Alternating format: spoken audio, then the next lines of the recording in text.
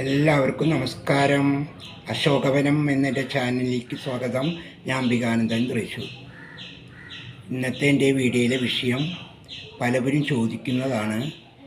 ചെറുനീലി അഥവാ കരിനീലി, മലബാർത്തമ്മ ഇതെല്ലാം ഒരാൾ തന്നെയാണോ എന്നൊരു സംശയം. അപ്പോൾ ആ സംശയത്തിനെ അടിസ്ഥാനമാക്കിക്കൊണ്ട് എനിക്ക് ലഭിച്ചിട്ടുള്ള അറിവ് വെച്ച് ഞാനൊരു വീഡിയോ ചെയ്യാമെന്ന് കരുതിയിട്ടാണ് ഇന്ന് നിങ്ങൾക്ക് മുന്നിൽ ഞാൻ എത്തിയിട്ടുള്ളത്. അപ്പോൾ അതിനെക്കുറിച്ചാണ് ഇന്നത്തെ വീഡിയോയിലെ വിഷയം. അപ്പോൾ എൻ്റെ വീഡിയോ ഇഷ്ടമാവുകയാണെങ്കിൽ ലൈക്ക് ചെയ്യാൻ മറക്കരുത്, ഷെയർ ചെയ്യണം, കമൻറ്റ് ചെയ്യണം. ആദ്യമായിട്ടാണ് എൻ്റെ ചാനൽ നിങ്ങൾ കാണുന്നതെങ്കിൽ മാത്രം ആ ബെല്ല് ബട്ടനും എൻ്റെ അടുത്ത് കാണുന്ന ചുവന്ന ബട്ടനും ഒന്ന് അമർത്തിക്കൊണ്ട് എൻ്റെ വീഡിയോകളെല്ലാം നിങ്ങൾ കാണണം. നമുക്ക് വീഡിയോയിലേക്ക് പോകാം. കാനനമാകയലന്നേ രാമൻ സീതയെ തേടി നടന്നേ, താമരച്ചേലുള്ള ജാനകി വഴി പോകുന്നതാരാനും കണ്ടു. ഇന്നത്തെ വിഷയം ഇതാണ്. കരിനീലി, ചെറുനീലി, മലബാർത്തമ്മ, മലവാഴി ഇതെല്ലാം ഒന്നാണോ എന്നാണ്. നമ്മൾ ദുർഗാദേവി എന്ന് പറയുമ്പോൾ ആ ദുർഗാദേവിക്ക് തന്നെ വിവിധ ഭാവങ്ങളുണ്ട്, പേരുകളുണ്ട്. വനദുർഗ, ജലദുർഗ, ശ്രീദുർഗ, നവദുർഗ, അങ്ങനെ പല ഭാവത്തിലും അമ്മയെ നമ്മൾ ആരാധിക്കുന്നുണ്ട്.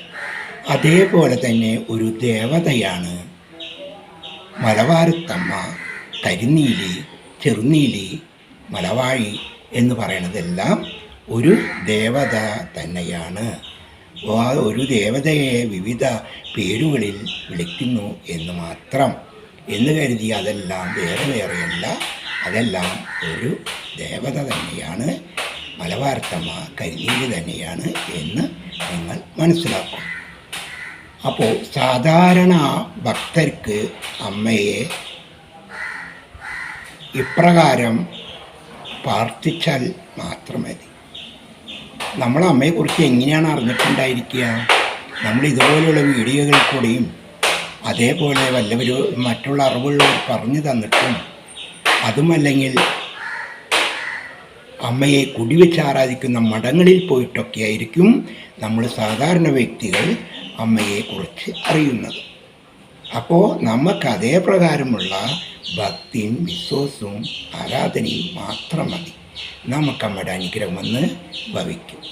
അതായത് അമ്മയെ കുടിവെച്ച് ആരാധിക്കുന്ന മഠങ്ങളുണ്ടെങ്കിൽ ആ മഠങ്ങളിൽ ചെന്ന് അമ്മയെ കാണുക, അമ്മയുടെ കൽപ്പന കേൾക്കുക, അമ്മയ്ക്ക് വഴിപാട് നടത്തുക, പ്രാർത്ഥിക്കുക.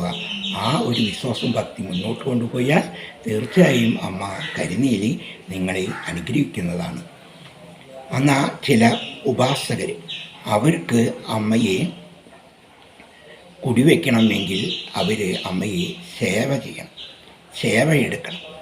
പണ്ടത്തെ നമ്മുടെ മുത്തപ്പന്മാരൊക്കെയും അങ്ങനെ കഠിനമായി ആ മലയിൽ പോയി തപസ് പോലെ ചെയ്ത് ലഭിച്ച സിദ്ധികളൊക്കെയാണ്.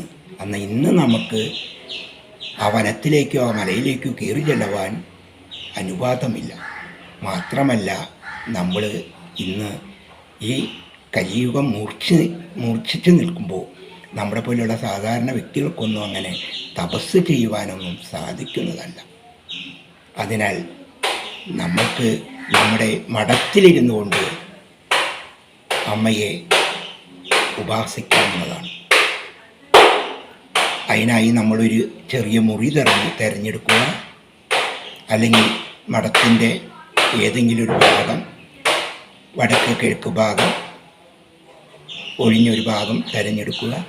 അവിടെ ചാണകം കൊണ്ട് മെഴുകി ഒരു നിലവിളക്ക് 5 തിരി, അതല്ലെങ്കിൽ കിഴക്ക് പടിഞ്ഞാറ് 2 തിരിയിട്ട് വിളക്ക് വെച്ച് ചന്ദനത്തിരി കത്തിച്ച് സുഗന്ധദ്രവ്യങ്ങൾ പുകച്ച്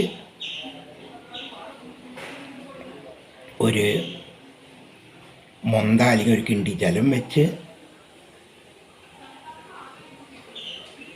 ഒരു നിവേദ്യം എന്ന പ്രകാരം പൂവമ്പഴം വരിഞ്ഞ് അതിൽ കൽക്കണ്ടവും തേനും ചേർത്ത് ഒരു നിവേദ്യം സമർപ്പിച്ച് പുഷ്പങ്ങൾ അർപ്പിച്ച് നമ്മൾ അറിവുള്ള ഒരു വ്യക്തിയിൽ നിന്നും അമ്മയുടെ ലഭിച്ച മന്ത്രം ജപിക്കാവുന്നതാണ്. കൃത്യനിഷ്ഠയായി 2 നേരം ആ മന്ത്രത്തെ ജപിക്കുക.